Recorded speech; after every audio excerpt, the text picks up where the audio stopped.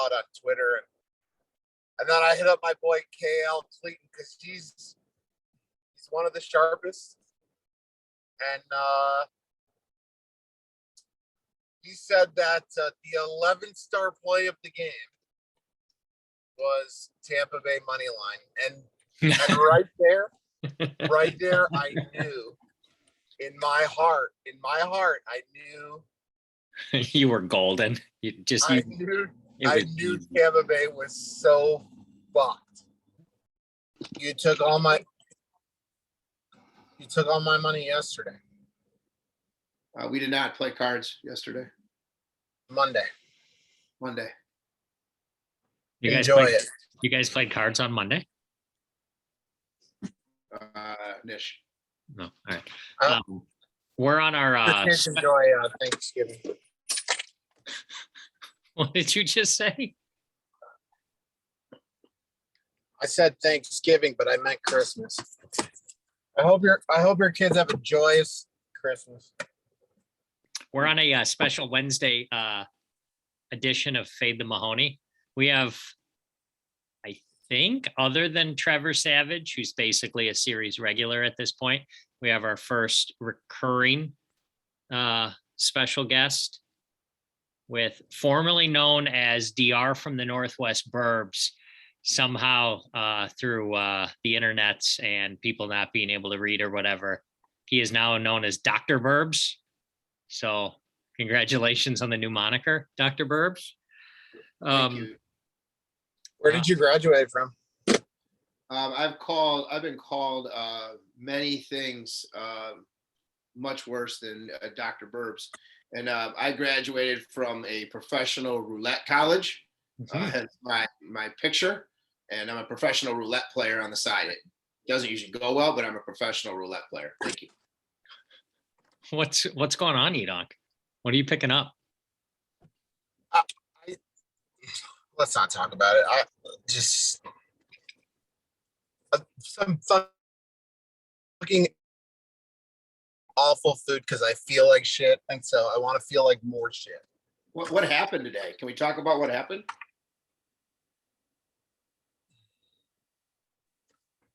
Worse than the Rockford Charitables? A different kind of bad. All right, we're gonna give you an opportunity to do all just fucking stupid. I'm gonna give you a chance to vent in a little bit. If Just you want. fucking stupid. It's up to you if you want to vent. Just give me a couple minutes. First, off the get-go, everybody, positive energy to Smells. Can we get Smells to respond to an email, a text, a fax, anything? We need Smells to respond. The people want her back on the show. As I predicted this time last week, she is the #1 rated Fade the Mahoney episode of all time. She had 2 spots in the best of episode. Smells, we can work out our differences. Come on the show. Let's hash it out. Do I have any disagreement from anybody? Anyone? No, bring her back. EDonk, you want Smells back? We love Smells. I mean, I love Smells. I love Smells. I think she's great. I think my life hasn't really been the same since Smells left. I'm not sure you've won a bet since Smells left. It's fucking hilarious. Are you getting serious? You're taking off your yeah, I parked. seatbelt so you can eat? Okay. All right. Don't troll me. Not today. Perhaps you're not familiar with how this show works. We love Smells. Just because she doesn't know how to click on a link doesn't mean we think any less of her. We hope she comes back. Smells, come back. Okay, got that out of the way. Let's talk about the contest real quick. Our 3 winners in our 3 weeks of the Fade the Mahoney Presents Circus Style but Better NFL Picks contest. Jeffrey from Florida won week 1. Roderick War won week 2, but for some reason didn't show up for week 3, but he says he'll be back. And Macaroni went from last place in week 2 to first place in week 3. That's pretty big pretty big turnaround. You guys know who's 64%? You guys want to take a guess at who's 64% picking every game against the spread the last 3 weeks? EDonk. No chance. Want to take another guess? Smells. Nope. This guy, DR from the Northwest Burbs, 64%. You had a terrible week 3 Yeah. and you're still 64%. So Yeah, weeks 1 and 2 were real solid and pretty lucky, and things kind of everything's got to come back to the mean. It's got to get back there to the middle. You can't just keep picking like that. yeah, you were probably over 80% the first 2 weeks and couldn't post a W. That's pretty rough. Yeah. How many weeks have you won? Poor star assignment. 0. I chose in the 3 weeks of the contest, on Sundays I wore a sweater similar to yours, and what I figured out is you can't win in gambling when you wear a sweater like that. So I'm not going to be wearing sweaters anymore that look like that.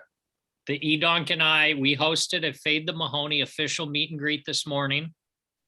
We suggested everybody wear their best Christmas sweater. So I wore one. This one makes me feel very pretty. It's the collar that really makes it. And EDonk came out with his deer drinking beer. So we represented. Here's who showed up at the meet and greet. We actually had a breakfast, of which it was me, EDonk, and C-Tran. So that was a nice breakfast, funded by Zimzaw. So thank you. I think I'm saying that right. Zimzaw. He funded it. So thanks, buddy. Are you retarded? No, that's an awesome. What do you mean? What do I mean about what? What do you mean? I think I'm pronouncing it right. Is there multiple ways to pronounce Zimsaw? Nope, you got it. Thanks. 2021. It's a good thing to say in 2021. This will be our last episode. Retarded? Yes, thank you. You can't say that on the YouTube? I can't. You can't.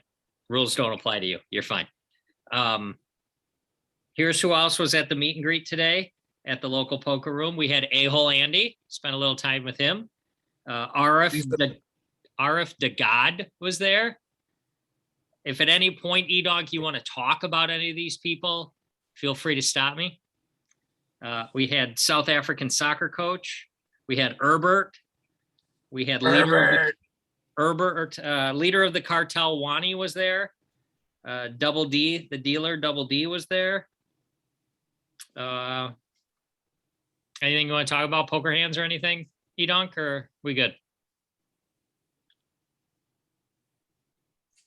I mean, when you get 2 idiots to stick in like $700 a piece, and you have jacks and they have like ace rag each, how do they both make trips? So not a good day. It's fucking stupid. It's just anyone who's been in the abyss, the gambling abyss, when shit is going good, everything just goes good, right? Like you make set after hand, after flush, and you get there and your opponents don't get there. And when you're in the abyss, it's just the opposite, right? They get there when you get a set, you get overset, or they get there, or when you have jacks and you get 2 idiots to stick in tons and tons of money with ace 10 and ace 8. Which idiots? Who are the idiots? Aladdin and Herbert. Herbert and Aladdin. Okay. All right. Well, speaking of running good, you want to talk about the corporation, your corporation's performance recently? According to DGAF, we're doing so great. You scooped them last night, so I think things are going in the right direction. They're trending. No, he's full of shit. He's full of shit. He puts that out there, and he just props you up and says, "Oh, you guys win. You guys got everything. You guys got everything." At the end of the night, it's like, "Oh, we owe you $200." It's like, it's comical. He's All right. playing games. He's what? He's playing games with you. Playing Yeah, mind- he's playing possum. Uh-huh. All right. Well, that was some negativity there. Let's do some positivity. Shout out Mike Trout. I got the final numbers for the two different Binkers for a Cause that he put together. Poker tournaments played in the DGAF community. According to his tweet, we raised $3,153 donated between the Boys and Girls Club of someplace in Bakersville, California, Kern County, and unconditionalgiving.org, which is a poverty alleviation charity that I think is affiliated with Brandon Shack Harris. So that's pretty solid, over $3,000. So shout out Mike Trout and everybody else who was involved in that. These motherfuckers, they put fucking tomatoes on this shit. As if my fucking day couldn't get any fucking worse. Put fucking tomatoes on this fucking shit. Where did you get the food from? I'll try not to go there. Fucking, it's a really nice Mexican establishment. It's called Taco Bell. Have you heard of it? I have heard of it. Yep. Maybe I will stop going there. They don't fucking listen, obviously. EDonk, do you want to hear something crazy? I got to go back to the contest for a second. The last 2 weeks, last week in the NFL, all the NFL teams, all of them, last week against the spread went 15-15-2 against the closing line, 15-15-2, and the week before 14-14. Is that crazy?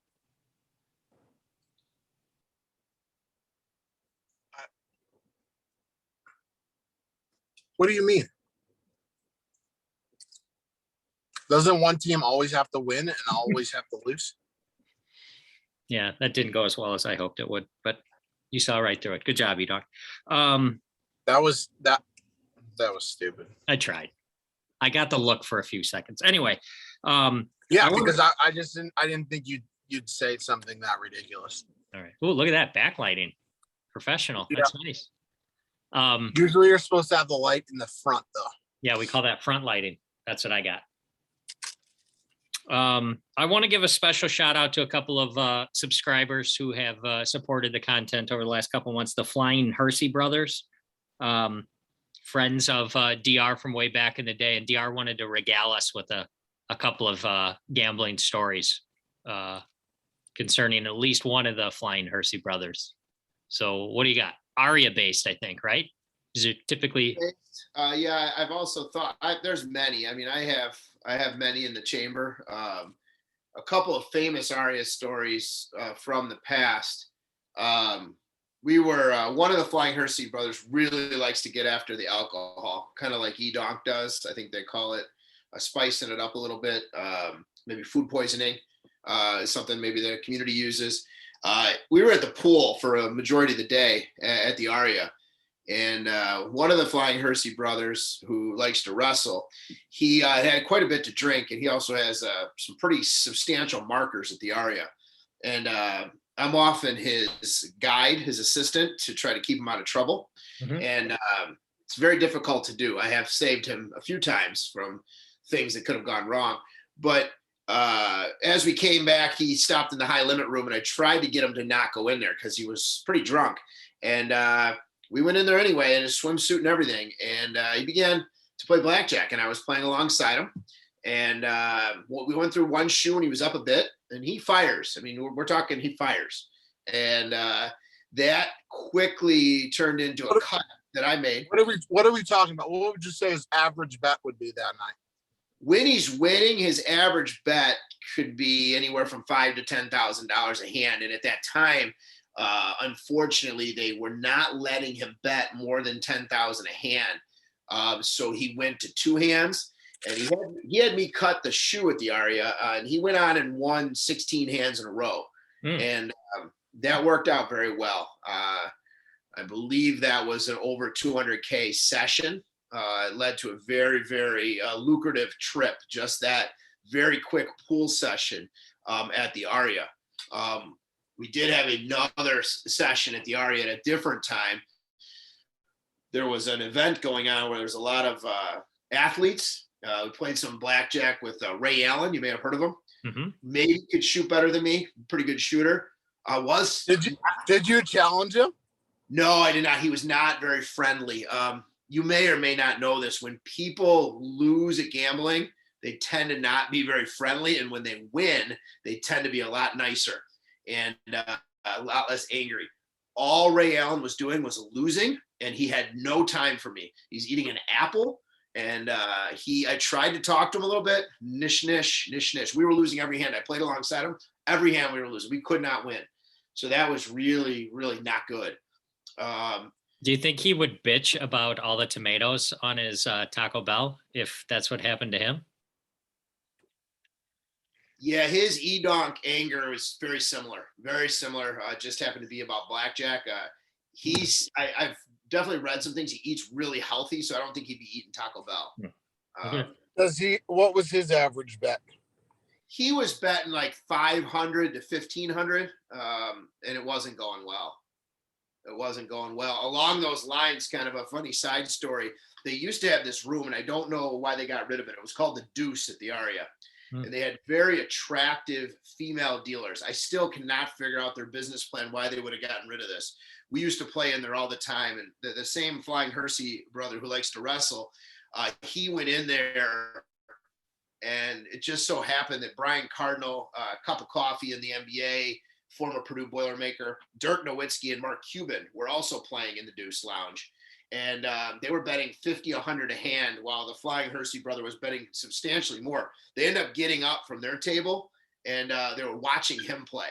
So you got like a billionaire and a couple millionaires watching one of the Flying Hersey brothers play blackjack, and they were impressed with what he was betting. At the time, he tried to convince Cuban to let Nowitzki go to the Bulls, since the Flying Hersey brothers and myself and all of us are from the Chicago area. And Cuban was not having that as part of the negotiations. But it just kind of gives you some context that the Flying Hersey brothers was betting more than a billionaire and 2 millionaires. So that was quite an entertaining story. I was present for a couple of the Deuce sessions. Uh-oh. What happened? Mike, your internet, your host pause. Locked up. We lost the host. Oh, he's back. He's back. Maybe.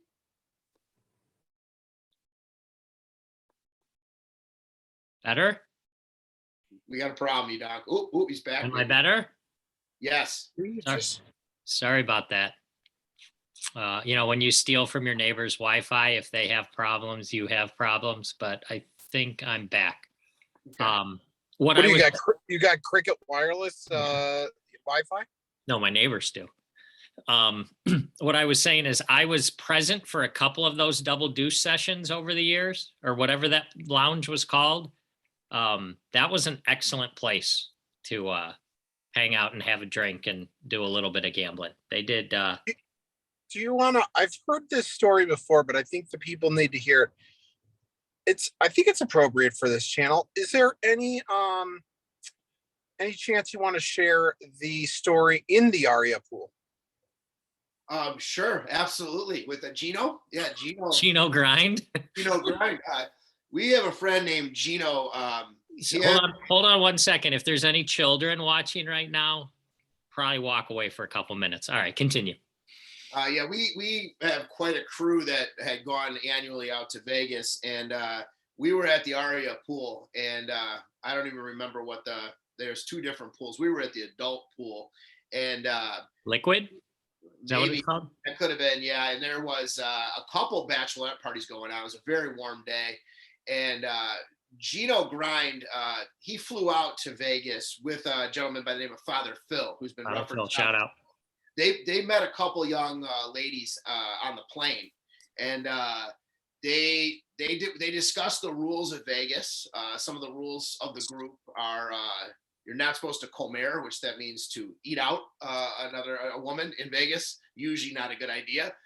Gino Grind ate one of the women out from the plane that he had just met, and I don't think on the plane. No, back in the hotel when they got there.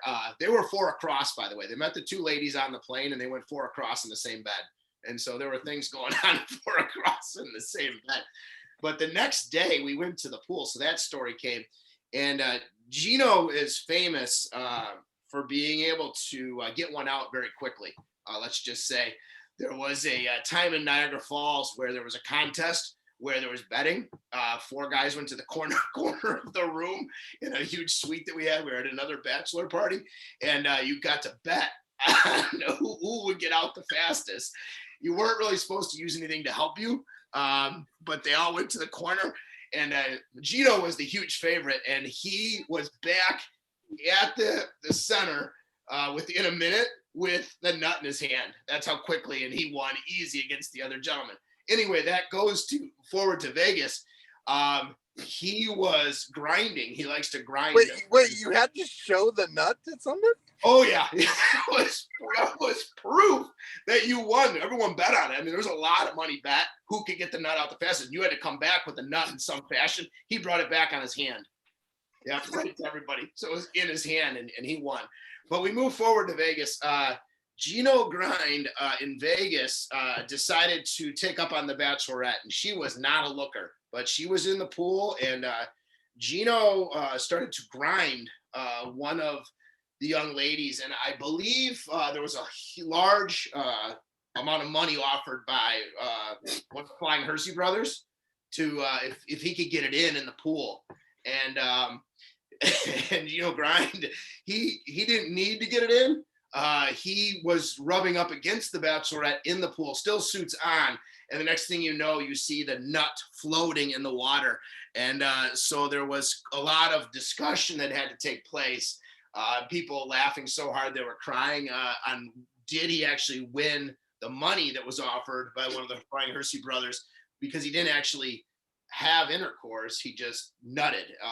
He did end up getting something. There was a payment that was made. So Gino's done a lot of different things in the pools and the rooms in Vegas. Definitely entertaining. Shout out Gino Grind and Father Phil. That is one of the myriad of reasons why that particular annual trip doesn't really go off anymore. There's some things happen. Yeah. And that was good to relive that one. Is there a chance you're going out? There's a chance that I'll be in Vegas for the first round of March Madness. Are you out there? There's a very good chance we'll be out there either the first or second round. I do not know which one yet, but there's a very good chance you would need to meet the crew if we are out there at the same time. Yeah, my wife will be there. I think my brother's it'll be my brother's 30th birthday party. So, and I think there's some people from the community who have talked about going out there. Yeah, you'd want to keep the women away from our group because anything could happen. But you guys would be more than welcome to join. The women. I don't want Gino nutting on my wife or anywhere near her. He might just see your wife and nut, so that's an issue. Yeah, it's an issue for sure. We are definitely. I think we're getting Fade the Mahoney canceled from YouTube. Yeah, this will probably be it. But we went out on top. I don't actually remember where I was going to go. Oh, when I was the last time I was there, or one of the last times I was there, one of the Flying Hersey brothers, the one that you had mentioned and likes to fire.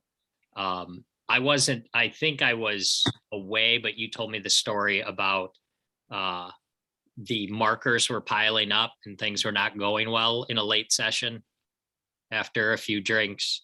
And he decided to call it a night, and then the dealer said something. Can you remind me of how that story went? Yeah, the dealer made a comment about like, yeah, you probably shouldn't get any more markers as kind of we were closing up because it had not gone well. And one of the Flying Hersey brothers took that as a challenge. We did a U-turn. He went back to the table, got another marker, and quickly made $100,000 turnaround at the blackjack table. It does not take long to go either way with the Flying Hersey brother, but that was wonderful. He's definitely a rare, and I've got a lot of experiences. He's a rare person that I think is actually up playing blackjack. It's hard to do, but he is up. He's had some losses, but he's up playing blackjack. Very, very professional. It's like me as a professional roulette player. I remember a story of maybe I don't know what hotel you guys were staying at, but I remember a story about something to the effect of there might have been some women taken back to the No. That didn't happen. Never. Yeah, the trip, the annual trip as it was, has been shut down. It went on for over 20 years, and the trip has been shut down. And one of the reasons is the wives kind of found out some things that went on the trip, and so yeah, we got to hold off on those things because we don't need any further people getting in trouble. Mm-hmm. Maybe there was another story. Maybe this one. Maybe there might have been a miscalculation. Money chips that were found that you thought they were lost. Something to that effect. Yeah, another. We'll leave this person nameless. This person was another guy in the trip who liked to fire. Let's just say that we had the gentleman in bed. He was overserved, and he decided to leave with a large sum of money in his pocket and head to one of the gentlemen's clubs. Usually, never a good idea. And somehow he spent a very, very large amount of money at the gentleman's club, and he also stopped at the blackjack table. Apparently, doesn't even remember, and he came back with quite a bit more money than he left with. That was one of the great upsets of Vegas in Vegas history. One of the Flying Hersey brothers, EDonk, he has been. They've requested he return, and he wasn't super excited about returning. And then they offered him the use of the private jet to come back. So I think that's still a negotiation, but it's a pretty good way to travel to Vegas, I assume. I've never done it, but maybe someday. Go like fly out of Milwaukee or something. Yes. Yeah, that'd probably be accurate. All right. Those are some good stories. I was hoping to get some bookie monster stories, but maybe on your third trip, we'll get to some more of those stories. But EDonk, I wanted to see if you wanted to go head to head on a couple of picks against your nemesis, David Tuckman, on a couple of college games. Can I just give you two numbers and you tell me what you think? And hopefully you guys are on opposite sides. College basketball? No, I'm sorry. Bowl games, college football. You ready?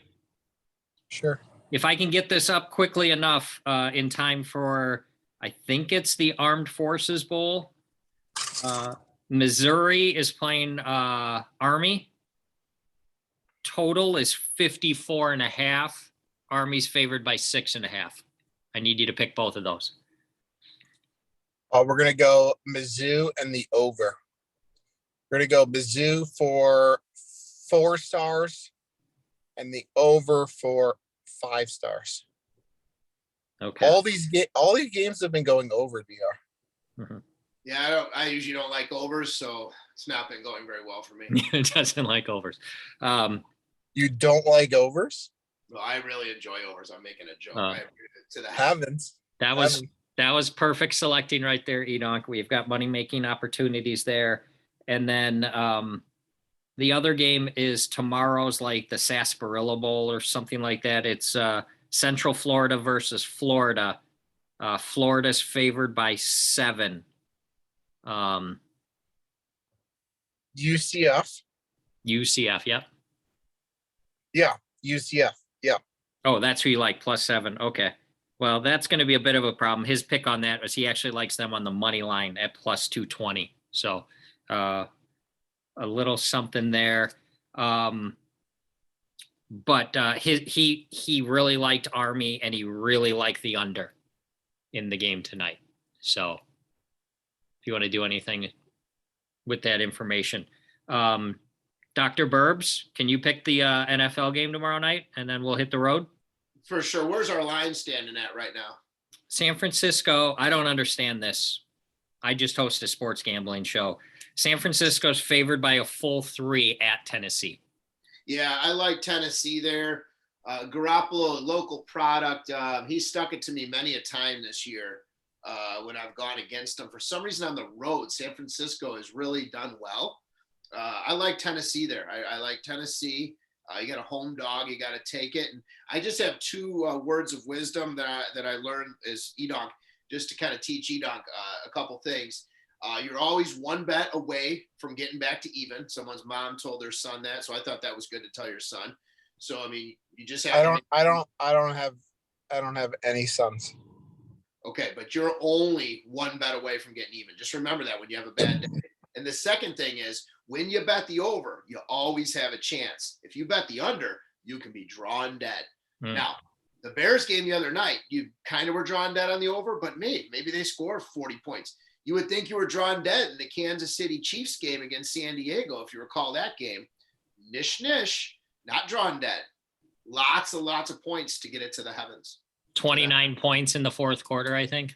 Yeah. So remember that. You always have a chance when you have the over. You don't always have a chance when you have the under. So that's why you should take the heavens. So just bet it. So in recap, just if you're stuck 500, find a game and put 500 on the over. Yeah, that would make sense. And if it loses, then obviously the next game go 1,000 on the over. If it loses, then go 2,000 on the over. Eventually, you're going to win. Eventually, you'll win. True. It just might or run out of money. Or go ruin.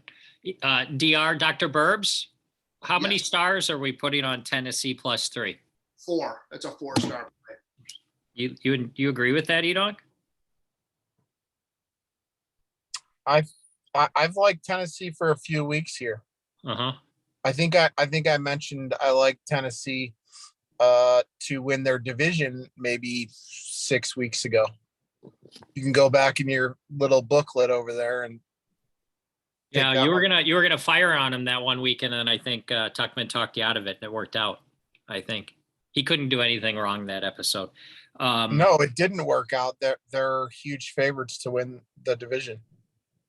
No, I'm saying that particular week, I think he talked you off of the game, and that worked out for you. Yeah, and then I probably should have gotten a better number on Tennessee. Probably could have got a better number after they lost. I think they lost to the Colts, if I remember correctly. Okay. All right. So apologize to all the children out there who watched that episode. Yikes. We'll try to bleep out some stuff maybe in editing. 2 people sign up for the contest. I think we're going to hit 20 this week.